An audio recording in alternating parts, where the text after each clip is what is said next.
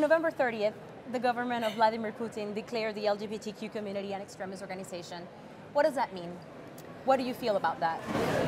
It's a very scary decision. The lawyers I talked to, they don't know yet how it's going to be applied exactly because the law is very vague and very broad on purpose. I think it's designed to target the most loud and most annoying for the regime individuals and organizations, and it's very dangerous for everyone who is a part of the LGBT community because we don't know yet if holding hands in the public space is going to be read as extremism or not. It might.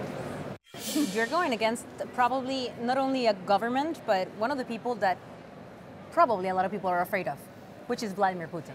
Yeah. And the perfect example is what has happened with your career and with your life. You currently are geo-anonymous, which means for people that want to understand that you will never disclose where you live for obvious reasons, because you want to be safe. Yeah. Aren't you scared that putting yourself out there like you're doing right now with our Basel could put in danger the safety of you and your loved ones? One friend of mine told me, fear is not real, it's in your head. And that's the power that authoritarian, corrupt regimes have over you. They want to scare you. And if everyone is afraid, that's exactly what they want. So one person has to come out and say that the emperor has no clothes, and others will follow. I believe that it takes courage and it takes risk to change societies, and this is the price I'm willing to pay.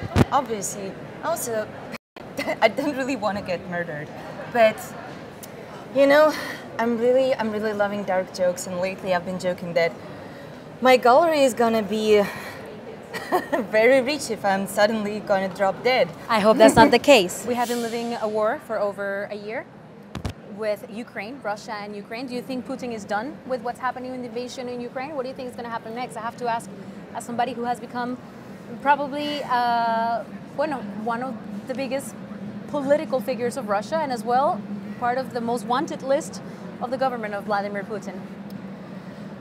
Well, I think it's not just a fight between Putin and Ukraine. It's also a fight of values. And I really think it's important for people who do believe, again, in ideals of democracy, inclusivity, everything I've been talking about, to support Ukraine. And I know it's been difficult for other countries as well because they have to give up something to support Ukraine. But I think it's existentially important for humanity to say no to authoritarian leaders like Vladimir Putin, because others could follow his example if he's gonna be allowed to do what he's doing right now. I truly believe that my country is a terrorist state and Putin is a war criminal.